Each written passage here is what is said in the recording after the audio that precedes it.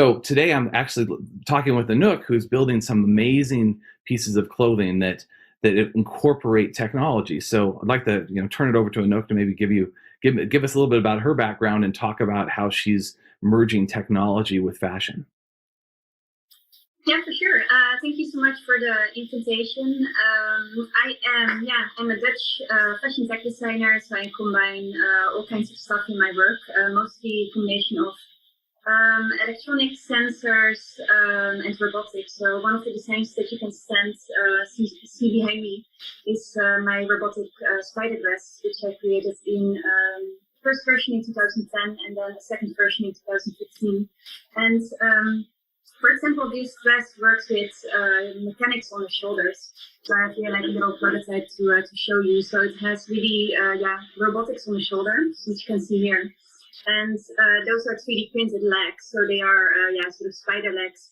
And when somebody's coming into the personal space, the dress is built in with ultrasonic rangefinders. So there are sensors that measure the space in front of the design.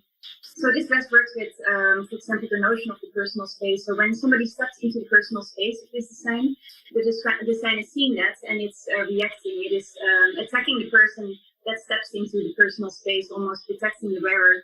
So I look a lot at how, if and when we put technology on the body, like what does it do? How can it interact with ourselves? How can it interact with the world around us? And that is basically has always been my fascination. So the spider dress, when you get closer to it, it senses that you get into your personal space, and then the arms come out and attack the person.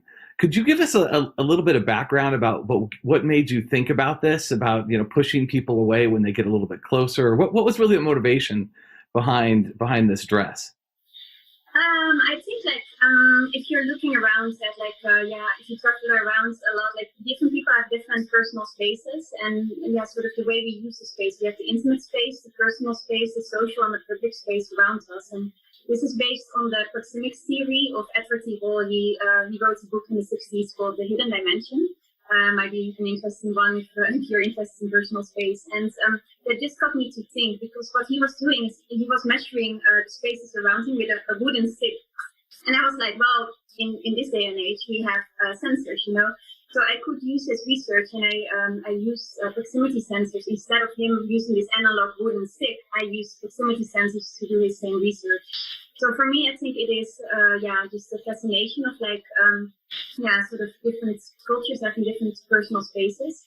And then also, what if our garments can react to that, right? If they really come to life, because I love robotics. So what if there's a robotic system on the body that can then defend, for example, or just create a dialogue between the person wearing the design and the person approaching, sort of, In this case, it's a very behavioral one, almost in a very eerie, almost dangerous one. I also have dresses like my smoke dress, and it's also working with sensors, but it is, the more people are around the dress, the more it starts to smoke. And that design is more friendly, I would say, almost more shy. So within my work, I explore a little like emotions almost, how we can work with these different robotic systems on the body, and how they can create any kinds of interactions. So really seeing fashion as an interface almost. I do a lot of research using different body sensors. So you can think of the heart rate, which is interesting. You can measure the heart, what it does. You can see certain data from the body. So you can measure EMG, like muscle tension. You can measure EEG, so brain signals. You can measure the respiration, so the lung volume, the way we breathe. And all of these sort of data points can give us a certain information in regards to how we are doing, and what our stress level is. So I think that is interesting for me. And basically, I use the data from either the environment or from the body as an input, and then my dresses are almost the output in this situation. They are the ones that express, that communicate something. So if you're thinking of calming people down in moods, in vibration, in smell, there's a lot of interesting things that you can do with that, using the body as the input, and then using another factor as the output, sort of, in order to create some kind of behavior.